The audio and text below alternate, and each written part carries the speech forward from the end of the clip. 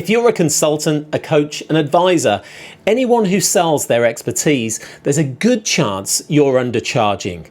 And the reason isn't your rates, it's the voices in your head. This is The Unique Boutique, and I'm your host, Matt Hodkinson. My guest today is John Ray.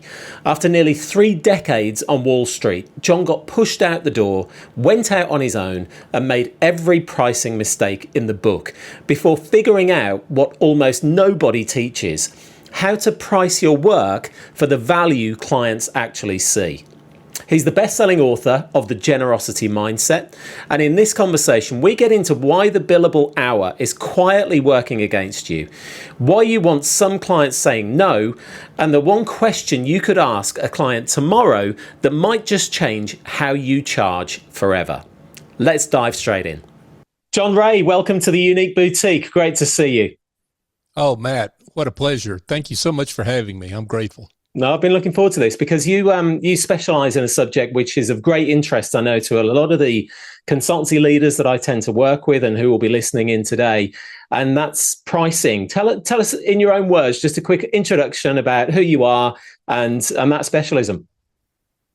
Absolutely. You know, Matt, I spent probably about, 2.5 decades in investment banking, Wall Street related kind of work, securities analysis, investment management. I dealt with a lot of zeros, you might say. I was used to analyzing companies and breaking them down on how they make money. And then when I go out on my own and start my own business, what was the big hole there? The hole was I didn't know how to price my work. I had spent all that time, in a very finance intensive career, and I didn't know how to price my own work. And what I looked around and found in my business advisory practice was that my clients didn't know either. I mean, and the problem is there's no good places to go if you're a boutique firm, if you're a solo consultant. There are no good places to go to get help. You can get all the accounting and marketing and whatnot help that you can find, but pricing there's a gap. And that's really my journey. I came along and I've got all the t-shirts in the drawer about pricing mistakes that I made. And, I got passionate about it and decided to go down this bunny trail, and it's been quite rewarding. It is a fascinating area, and I love the psychology of pricing on both sides of the table. And I do want to dig into that, but I also want to hear about that journey that you've taken as well, John. So, I mean, as you mentioned, you spent maybe 3 decades in investment banking, investment management before you started out in about 2013, I believe. What was the moment you knew that you were done with the corporate world? Because I know that's a journey that a lot of our listeners will have followed. How did you know that it was the right time? Well, you might say they decided before I did because they decided I was too old for them. See, that was part of the problem. And see, I'm not unusual, right? I mean, there's I know it's a dirty little secret, but it's no secret. There's ageism in the corporate world. So that was it for me. And as I reflected on it, it didn't take me too long to realize that they had done me a favor. By pushing me out the door, because I really wanted to be closer to where I was making an impact than where I was in that perch in corporate.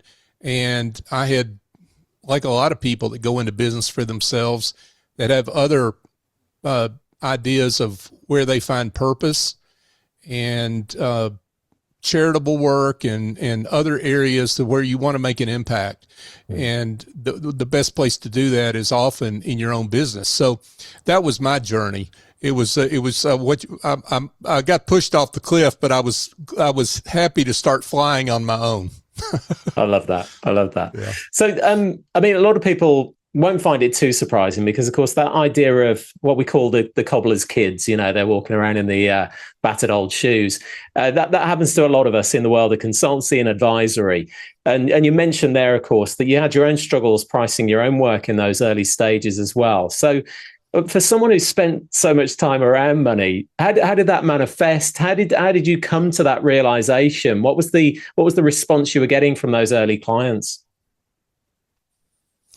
Well, it's funny how clients don't tell you that you're underpriced. Most of them don't. There are a few that will come along and tell you that and do you a favor, but most don't. And you have to figure that out on your own. And you get this epiphany with a client or two where, I'm just working way too hard for too little money here. And you're giving them your best when your best is not really what they even want. Yeah. And so, that came for me with one client in particular where I really, at a certain point in time, I just kind of lost it. It's like I'm putting all this effort into this relationship, and this client actually had the temerity to complain about what I was pricing them. And that just didn't, that disconnect did not work for me. And what I realized, Matt, when I reflected on it was that was my fault. That wasn't that client's fault. That was my fault because I didn't price that relationship adequately to begin with. And if I had, I may not have even had them as a client, which would probably have been a better outcome from the get-go. Yeah, that's an interesting scenario, and I think we do say yes to a lot of clients that we, otherwise shouldn't have, and we don't find out until it's too late quite often. So I'm conscious how pricing kind of plays a role in that, and I know that underpricing is a thing, and that can actually put off clients to the same degree as overpricing yourself, right? Yeah, well, I think what we have to remember is pricing is not just a number. I think it's a system. And what I mean by that is yes, it is what you receive for the work that you do, but it's also a marketing signal. A price in and of itself can indicate quality to a client. It can also indicate inferiority. Yeah. A price is also a way to cordon off your firm from clients that aren't great fits, like the one I was talking about. See, my price should have been higher to cordon off a client that really wasn't a best fit for me. And so a price has a couple of different aspects to it that I think make it a system. There's more to it than just the revenue that you receive. And I think that's the part that we often miss when we're thinking about our pricing and setting prices. Yeah, that's interesting. And as you pointed out, this isn't just your issue. It's not just mine. This is rife, isn't it? How do you recognize? So when perhaps you first start working with a client, you're diagnosing, where they're at and the whole kind of pricing system. How do you recognize that pricing is off? What are the signals that tell you that there's an opportunity there? Well, I call them the red flags of inadequate pricing, and I've got a number of them that when I see them, I know there's a problem. I mean, one is pricing by the hour, pricing by time. Mm-hmm. Pricing by time is pricing one of your inputs. It's not pricing for the value that clients receive. And if you're pricing an input, you're pricing inadequately. Pricing all clients the same. So as I mentioned with this earlier example I was talking about, this client really wanted something a whole lot less than what I was giving them. I was giving them way more than what I should have been. And I was pricing them inadequately because of that. And different clients have different values, and you have to price to the value that they see. Yeah. Another indicator is just working too hard for too little money. I've been in business now for 4 or 5 years. I'm not making any progress. My calendar is full. I don't know why I'm not doing any better than I am. I'm thinking about going back to corporate. Well, see, that's probably a pricing problem. There are a number of litmus tests that I put up with clients to to see, and those are just a few. Yeah, that's a good little sort of set of indicators. I love the idea of those red flags, and I'm sure a lot of us are still demonstrating a lot of those. The hourly thing is something I want to dig into a little bit with you, John, because I think it's fair to say it doesn't serve either side, does it? Because I think a lot of the time clients need that reframing. They will have in their minds that, of course, I'm going to pay by the hour. I'm paying for your expertise. I mean, that's for some reason it's in their head that is in lockstep with the value they're providing.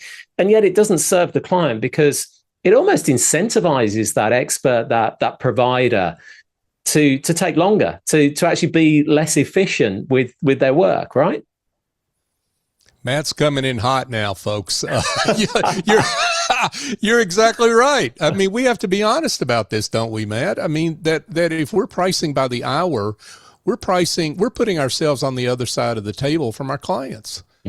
Yes, we're disincentivizing exactly what the client wants most. What do they want most? They want quality work, of course, but they'd like to see it as soon as they can.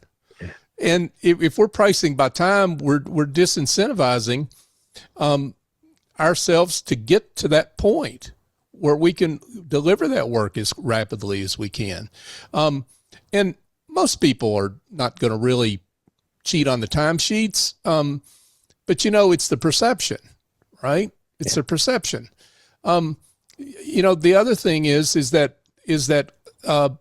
it causes clients to focus on the wrong thing. I'm a firm believer that we are in existence as professional services providers, as consultants, what have you, to help clients make great decisions. And if we're pricing by the hour, how do they look at it? They look at our hourly rate and say, well, I don't make that much. How do you deserve to make that much?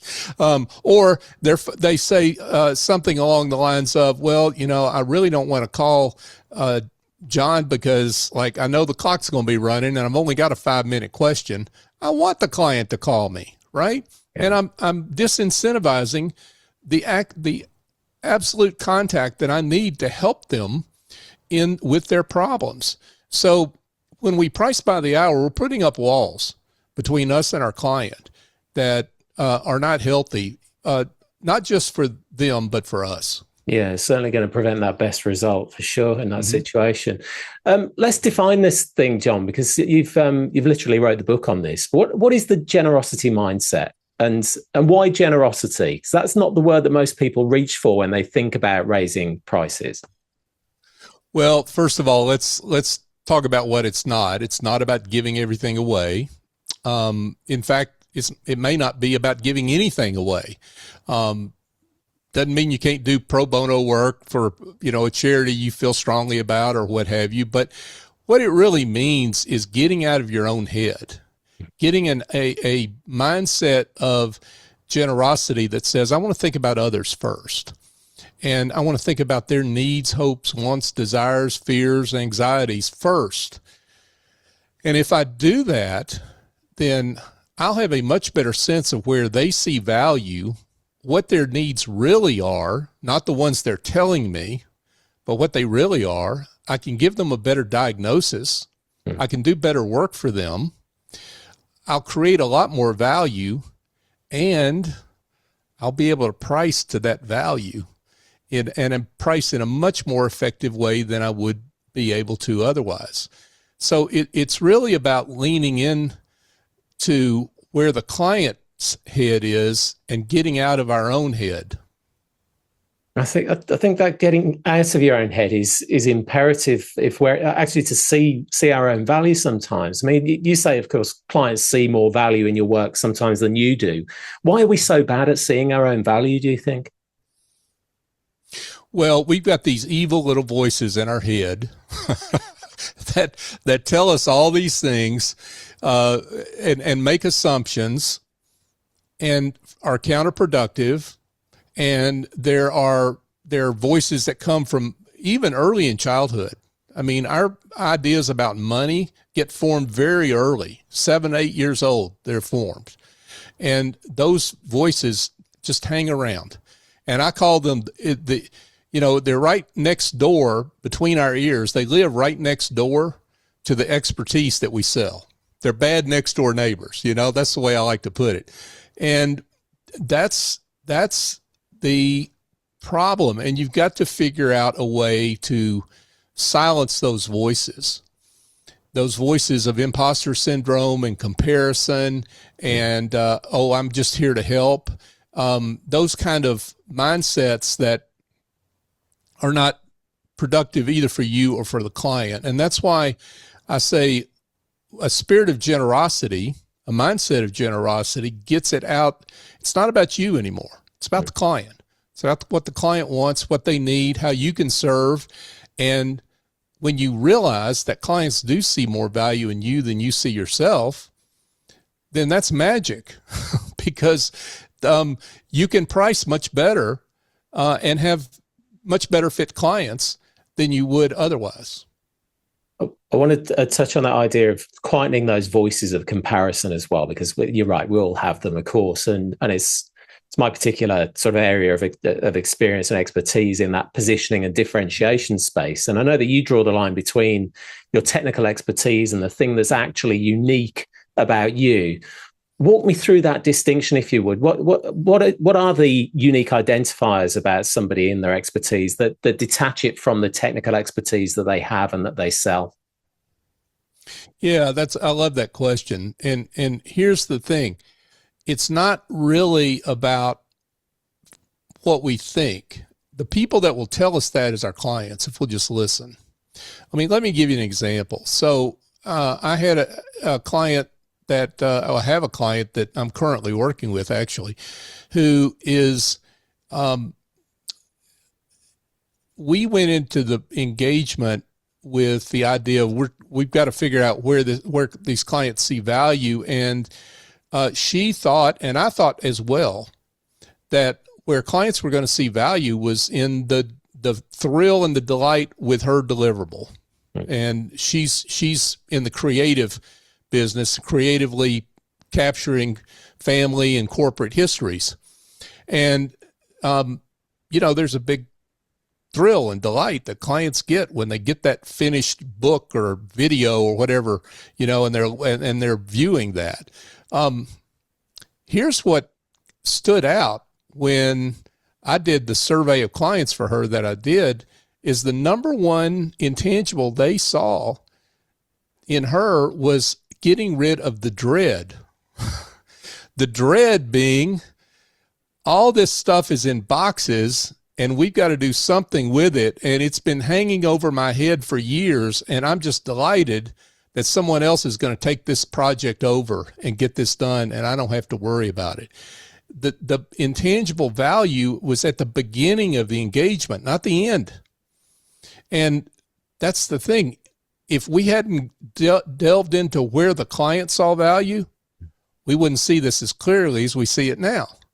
And it changes when you find these things out. It changes how you talk to clients, and it changes how they see you as the expert and the authority. I feel that's a real call to arms, to have more conversations with clients. We're so bad, I think, in the sector at going back to clients and even asking them, what's the impact of the work that we've done? How can we capture those proof stories that are so valuable to us as well? Mm-hmm. I do want, and talking of conversations, and I'm always trying to make this as practical as possible for the listeners, John. There's a line of yours that I keep coming back to. The effectiveness of your pricing is constrained by your willingness to have a value conversation. Now, what is a value conversation, and what makes people so reluctant to have one, do you think? Well, a value conversation is one in which it's a journey that you and the client have to determine where a client sees value, where they see, where their anxieties, their hopes, their dreams, their fears are, and what the value of better outcomes are. That's really, in a nutshell, what a value conversation is. So you're trying to get at not only the value they see in the tangible, in the delivery, but what that tangible will do for them. What intangibles will it create for them? Status, certainly maybe more money, but what will they do with that money? How do they reinvest those savings maybe that you've created for them? And how will that get them ahead? And what's the purpose of that? How will it change their family life? You see, when you start asking questions like this, you really get at where clients see value. And please, I'm sure there's some folks thinking, well, my clients are corporate. They don't go there. They do. I'm sorry. When you talk to someone in corporate, what's their biggest fear of hiring a consultant? What happens if this goes wrong, and is that going to cost me my job? Right? So that's a huge intangible. So what I think our problem is that we're trained to answer questions, not ask them. I mean, we go through this in school all the way up, is that we're trained to have the right answer. And we in professional services, in consulting, we have all the answers, don't we? Mm-hmm. And we're quick to want to give them. And there's nothing wrong with that expertise, but the problem is we need to put the brake on it. We need to put the brake on that and be more curious about where the client is and what their needs really are. And the more that we are curious and open and willing to ask questions, the more we're going to see where it is they see value and be able to react to that. That's so useful, John. Yeah. And the more you speak, I mean, so much of this sounds less like strategy and a bit more like therapy. So how much of pricing is actually psychological rather than mathematical, would you say? Well, I would say mostly psychological. I mean, pricing is an art and it's a science. There's a little bit of science to it. But it's a lot more based in behavioral economics than it is in what I'd call market surveys and, what the way our chartered accountants would think about it, right? I mean, because you've heard the old saying, and it's a cliche because it's true, that buyers buy based on emotions and justify based on logic. And it's true. It's a cliche because it's true. The decisions that we make as buyers are based in some sort of emotion. The question is just how much emotion that is, and most of the time it's a pretty good amount of psychology that's going on in the decision-making process that we have. Yeah. And so some of that psychology, of course, relates to the consultant, to the advisor, to the expert. So I would be amazed if you don't hear very often from a client of yours this idea that, I can't possibly charge that much. I can't raise my prices. What's usually going on there? What's your usual response to them at that point as well? Well, I only hear that all the time. And, there's a number of things there. First of all, it's like, well, in fact, I had a client the other day that said, what you're asking me to do is put a proposal in front of a client that I can't even afford to sign off on myself. I can't even afford myself. Mm-hmm. And my response was very simple. You're not buying yourself. The client is buying you. The client is buying your service. It's their decision. Why are you assuming where they see value? You see, this is the problem. It's all in our own heads. So we've got to get our heads out of the client's wallets and get our heads into what's in their head and heart about why it is that they want to do business with us and where they see value. And if we do that, then we're going to be much more effective for them. It's in their best interest, and it's in our best interest because we're going to be able to price better. Mm-hmm. And it is the proverbial win-win. And some people look at me like that's some sort of fairy tale. But the truth of the matter is, what are people going to pay more for generally? Something where they see a more secure outcome. They see a higher risk of getting to where, or a higher probability, I should say, of where they want to go by hiring you versus hiring someone else. They'll pay more. We do this all the time in our daily life.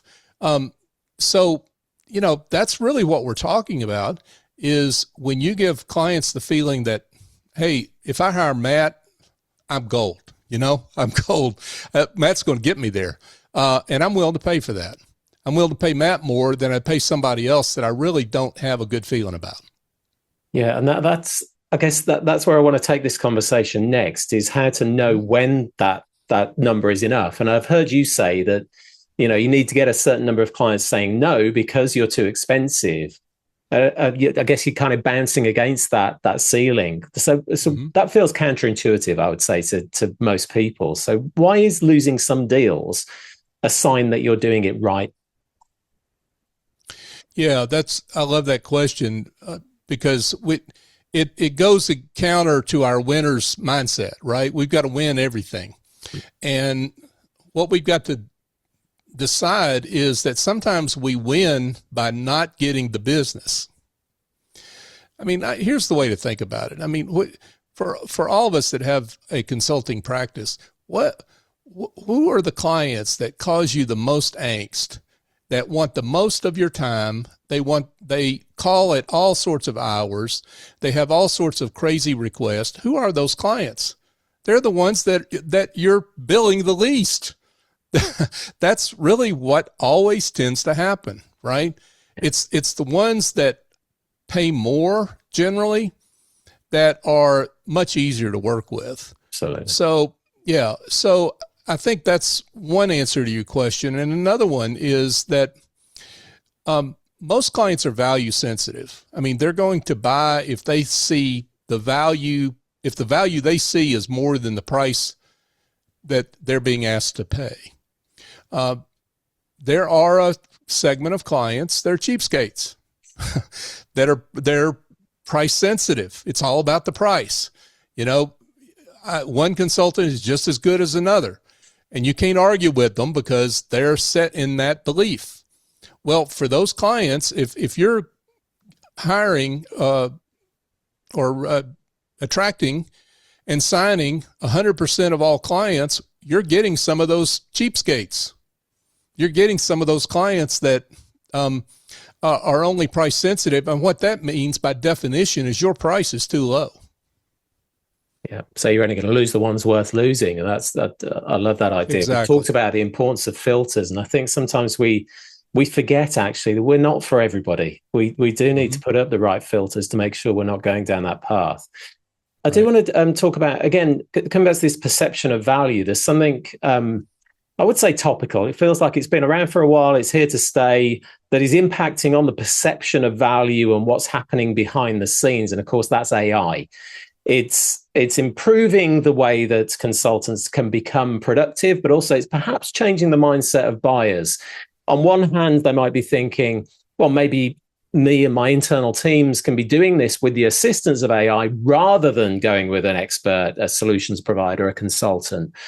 Or when we do decide that we do need an expert still, we need that expertise layer, that we might be thinking, well, they're going to be using AI behind the scenes. So that kind of lessens the value, lowers the value, or perceived value at least. Is that what's really happening? Is there something that needs to change about our approach to kind of almost invalidate that situation? Well, one of the smartest statements I've ever heard made about AI is that AI, for all of us, wherever we are, it either amplifies our excellence and our expertise, or it exposes our stupidity. and I think that's what's going on in a lot of the corporate world right now, is that AI is exposing stupidity. Is that AI has been introduced rapidly, very quickly, and in order to save money and to be able to get rid of payroll. And what companies are finding out is that's not possible at this point. I think the amplifying your brilliance or amplifying your excellence is where we as consultants need to lean on. It's because if we use AI correctly, then it will be more of a thought partner for us. It'll amplify our excellence. It will help us amplify how we can serve clients better, because we're going to be able to input something into AI that they cannot. That's our judgment, our experience, the thousands of situations that we've seen that may look and feel like theirs, but we know how to craft what comes out of that big machine, that big AI machine, to fit them and give them the best outcomes for what they're looking for. Clients don't know how to do that. They don't have the judgment. They don't have the experience. And so that's, I think, where we need to lean as service providers when it comes to AI. Yeah. And of course, I mean, on that tip, John, of course, I'm going to recommend that any of our listeners come to you with any needs when it comes to pricing and making sure that they're charging enough. But what is one practical thing that you think the listeners, be they coaches, consultants, any of those advisory roles, what could they do come Monday morning to improve their pricing situation, do you think? Talk to clients. I mean, go one step further. When you're having lunch with a client, you're having a check-in, you're on that Zoom call, you got a few minutes before the hour ends, and you say, "Hey, by the way, why does you keep doing business with me? I mean, do you mind me asking that question? Or where is it that you see value in what we do?" See, we're scared to ask these questions because we're scared of the answer. But the truth of the matter is that clients that we're doing good work for are happy to tell us, and they will tell us, and they'll give us answers that we're not even expecting. And those answers that we're not expecting have nothing to do with the deliverable itself. It has everything to do with the intangible that we are forking over with great value that we're not that cognizant of. And if we know what those things are, then we can improve our pricing. Amazing. That's great advice. Now, I do want to go a bit meta because we're on a podcast, but of course, I'm in my infancy when it comes to podcasting compared to you. I believe you've hosted or produced over 2,000 episodes at this point. Tell us about your journey through podcasting. And I understand as well that you cite that podcasting has really sort of changed your business and your outlook in that respect. Tell us all about that, John. Yeah, well, I guess for me, I've from the very beginning, what I've seen podcasting as is a relationship engine, is that it's a way to initiate, build, and deepen relationships that ultimately lead to revenue, lead to business opportunities, lead to things that are good for you over the long haul. Yeah, I mean, there's value in having a mic and being the person behind that mic, and the media and the marketing value of it and so forth. But for me, it's the relationships that you get out of it that come back to you later. And one of the things I say is that every consultant, every professional services provider, I think, should have a podcast. And it doesn't have to be anything big and necessarily fancy. It doesn't have to be the latest and greatest, and you sure don't have to have millions of listeners. So don't worry about that. But use it as a way to celebrate others and to amplify others. And when you do that, it will come back to benefit you. I mean, I call it the generosity mindset applied to podcasting. Yeah. Yeah, well, I certainly haven't got the millions of listeners, so I'm ticking that box. But I'm right there with you. I approach it with the same mindset, and also I spoke with Professor Joe Omani on my previous iteration of this podcast, and we were talking off camera, off mic, about his journey through podcasting. And for him, it's a research exercise as well. He learns so much, as I do, from every single guest, getting different perspectives, looking at different areas of expertise, different angles, different perspectives. It's so valuable in that respect as well, right? Oh, absolutely. I've had Joe on my show, Professor Joe, and you know what? I had him on because I wanted to pick his brain. I mean, there's a lot there There's a for lot to him. pick. Yeah, that's right. He's fantastic. And see, that's the thing. I mean, you get an hour of free consulting. I mean, from people who can give you great insights and great wisdom. Yeah. And so, yeah, I think I'm glad you brought that up, because that's another great value of having a podcast. Yeah. Yeah. Wonderful. Just before we get into our sort of final segment, I do want to touch on everything that goes on outside of business for you, John, because I know that you've got a few other sort of, I think to call them passion projects would be a bit demeaning, but you're the deacon of an Episcopal church. You founded Backpacks of Love, which has delivered hundreds of thousands of pounds of food to kids in need. We'll talk about your favorite books as well. Apparently, we've got one in common, which is Frankl's Man's Search for Meaning. And so, yeah, tell us about everything that you kind of do in life. How do you juggle everything? How do you find time for all of this? Well, it helps when you price more effectively, Matt, because you can have fewer clients and then have more time to do some of these things you would like to do. I mean, that's the way I end my book, talking about it's all about joy, right? I mean, it's about joy.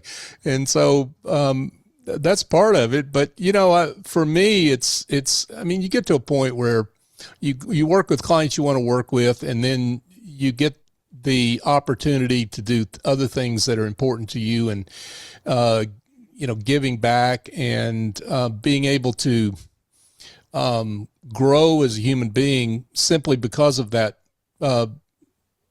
work. And, that's been a great blessing for me to be out of corporate, which has, nothing against my old employers, but that's just not their daily concern, is, what my passion is on the ground. And so having the freedom to be able to do that work is really, really important to me. And, I would not be the person I am without that. Well, thank God for ageism, hey? Absolutely. May not have happened. Absolutely. John, I always wrap my episodes with one particular feature: snog, marry, avoid. It's not the traditional snog, marry, avoid. A snog is a quick win in business. What would you advocate people need to do, perhaps that they could do tomorrow, just to improve their situation? Well, I mentioned talking more to clients, but let me give you another one. Offer more than one option. Offer multiple options on ways clients can work with you. The magic number is 3, but don't offer everything to all clients, because that doesn't work, and it gets you a laundry list of poor fit clients. What you want to do is have good, better, best options, each building on the other, and best being your premium, where those are the clients that want everything that Matt can give them. They just they want to be first in line with everything you can give them. And when you offer options, what happens is, when you slide that proposal across the table and your knees are knocking, it becomes more of a conversation about, I think I like what's in, this particular option, but maybe not everything in the other one that I really like. And, in other words, it's a conversation on how we're going to work together. Yeah. It's not a yes or no or binary kind of decision. And so that's one thing I would strongly encourage consultants to do, is always offer options in your proposals. Yeah, I completely agree. Marry is something you couldn't live without in business, John. What's there for the long term for you? What couldn't you live without? What I couldn't live without? Oh gosh, I would say it's the relationships at the end of the day, right? I mean, it's having a relationship mindset at the end of the day. I mean, because that's really what it's all about. I mean, every time I run into trouble, I have somebody that can come along and pick me up. I just have to find them, or sometimes they find me before I can them. And it's really about having the capacity to tend to those relationships and keep them strong and keep them deep. And that's what drives my business. I couldn't live without that. Amazing. And avoid. So what would you advocate that people ditch in their business overnight? Perhaps something that's not serving them, that perhaps they're gripping onto that they really shouldn't. Yeah, well,